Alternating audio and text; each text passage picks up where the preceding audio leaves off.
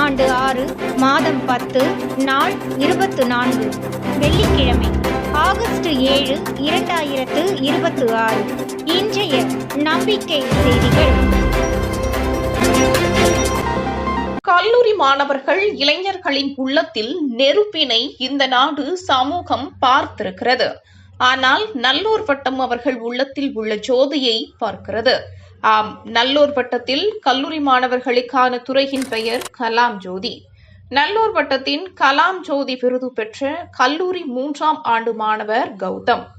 இவர் ஜூன் 13, 14 தேதிகளில் திண்டுக்கல்லில் நடைபெற்ற கலாம் ஜோதி மாணவர்களுக்கான 2 நாள் முகாமினை முடித்து ஊர் திரும்பிய அந்த நாள் தொடங்கி இன்று 50வது நாள் வரை தினசரி மாலை 5:30 மணி முதல் 6 மணி வரை இணைய வழியாக புதிய மாணவர்களை இணைத்து அம்மாணவர்களுக்கு சமூக சிந்தனையை உண்டாக்கி இன்றைய 50வது நாளில் 58 மாணவர்கள் கலந்து கொண்டு வலிமைப்படுத்த வளமோங்கிய இந்தியா என்ற கலாம் ஐயாவின் கனவு உள்ளத்தில் ஜோதியாக ஒளிர்வதை வெளிப்படுத்தினர்.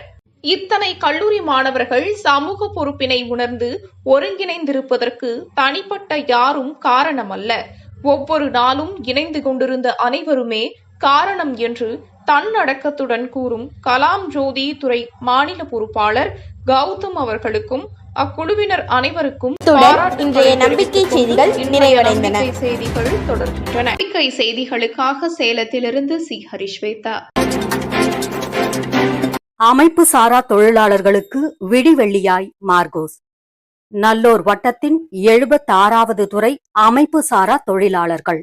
இத்துறையின் மாநில பொறுப்பாளர் மார்கோஸ் கடந்த ஜூலை மாதம் 26ஆம் தேதி ஞாயிற்றுக்கிழமை அன்று தேனி மாவட்டம் எரசக்க நாயக்கனூர் கிராமத்தில் உள்ள அமைப்பு சாரா தொழிலாளர்கள் 72 நபர்களுக்கு விழிப்புணர்வு ஏற்படுத்தி தமிழக அரசின் அமைப்பு சாரா தொழிலாளர்கள் துறை அதிகாரிகளை சந்தித்து பேசி வரவழைத்து நடத்திய முகாம் மூலம் 72 அமைப்பு சாரா தொழிலாளர்கள் பதிவு செய்யப்பட்டு அடையாள அட்டை பெற்று தந்தார். அத்தகைய அடையாள அட்டையை கொண்டு இனி அவர்கள் 8 வகையான நலத்திட்ட உதவிகளை பெற முடியும்.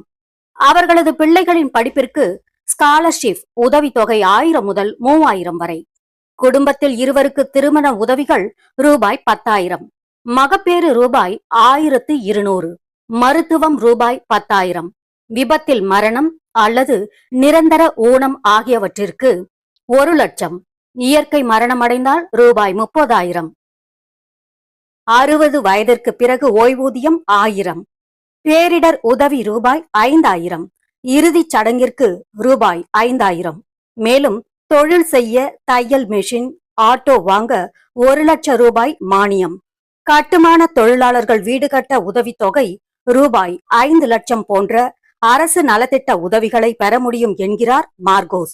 அடுத்த முகாமிற்கு சிவகங்கை மாவட்டம் தயாராகி வருவது குறிப்பிடத்தக்கது. நம்பிக்கை செய்திகளுக்காக புதுச்சேரியிலிருந்து கவிதாராஜ். சென்னை மீனாட்சி சுந்தரராஜன் பொறியியல் கல்லூரி முதல்வருடன் முத்துகிருஷ்ணன், செல்வி ஜெயலட்சுமி சந்திப்பு.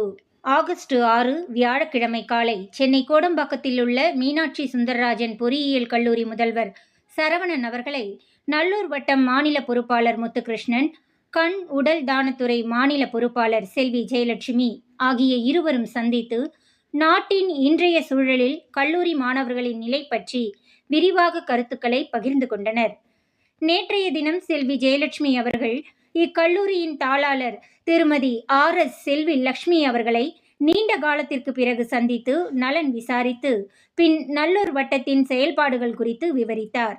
அதன் தொடர்ச்சியாகவே இன்று கல்லூரி முதல்வருடனான சந்திப்பு நடைபெற்றதாகவும் மாணவர்களிடையே கொண்டு செல்லும் வகையில் இன்றைய இந்த சந்திப்பில் மரியாதை நிமித்தமாக அரசமைப்பு சாசன முகப்புரையை பரிசாக அளிக்கப்பட்டதாகவும் முத்துகிருஷ்ணன் தெரிவித்தார். நம்பிக்கை செய்திகளுக்காக சென்னையிலிருந்து தயாநிதி. வருகிற கிராம சபையை மக்களே அதிகாரமிக்கவர்கள் என்பதனை இந்திய மக்களுக்கு உணர்த்த நாள்தோறும் இரவு 8 மணிக்கு இணையவழி சந்திப்பு. ஆகஸ்ட் 15 இந்தியாவிற்கு கிடைத்த சுதந்திரம். ஆனால் கிராம மக்கள் இன்னமும் விழிப்புணர்வு பெறாததால் அடிமைத்தனத்தில் வாழ்வதே வாழ்க்கை என்று வாழ்ந்து கொண்டிருக்கும் அவலம் நீடிக்கிறது. வருகிற கிராம சபையை கிராம மக்கள் விழிப்புணர்வு பெற்றுவிட்டதற்கு அடையாளமாக ஆக்க ஒரே ஆயுதம் கிராம சபை பற்றிய அறிவை, தெளிவை பெறுவதே. அத்தெளிவினை தமிழக மக்கள் பெற இன்று முதல் இரவு 8 மணிக்கு வழிநடத்த இருக்கிறார்கள் பேராசிரியர் பழனித்துறை, தன்னாட்சி நந்தகுமார், ஸ்ரீதர் பச்சையப்பன். நிகழ்ச்சியினை வழிநடத்த இருக்கிறார் என்று கிராம கள பொறுப்பாளர் பிரபு தெரிவித்தார். கிராம சபை இணையவழி சந்திப்பில் இணைய https:/meet.google.com.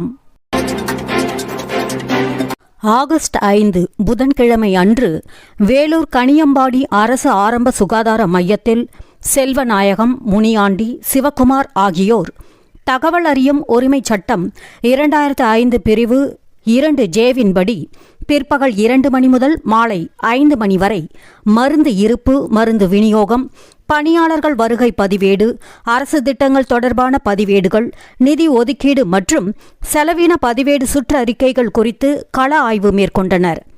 ஆய்வின் அடிப்படையில் கணியம்பாடி அரசு ஆரம்ப சுகாதார மையத்தில் இருந்து 28 பக்கங்கள் கொண்ட உண்மை நகல்கள் பெற்றுக்கொள்ளப்பட்டது.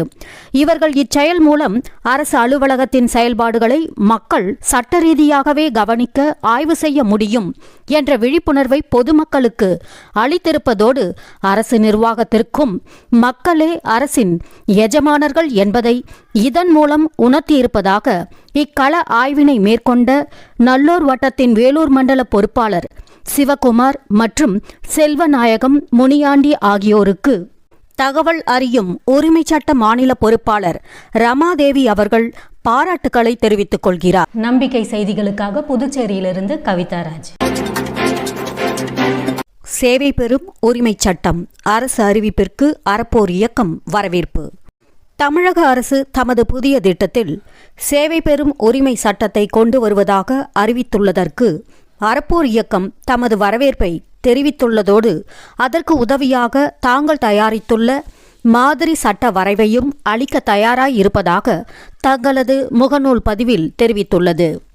மேலும் இச்சட்டம் தன்னிச்சையாக இயங்கும் சேவை ஆணையத்துடன் கூடிய சட்டமாகவும், லஞ்சத்தை ஒழிக்கும் சட்டமாகவும், மக்களின் கருத்துக்களை கேட்டு வலுவானதாக கொண்டுவர வேண்டும் என்று தெரிவிக்கப்பட்டுள்ளதாக நல்லூர் வட்டம் தகவல் அறியும் உரிமை சட்டத்துறை மாநில பொறுப்பாளர் ரமாதேவி தெரிவித்தார். நம்பிக்கை செய்திகளுக்காக புதுச்சேரியிலிருந்து கவிதாராஜ். இத்துடன் இன்றைய நம்பிக்கை செய்திகள் நிறைவடைந்தன.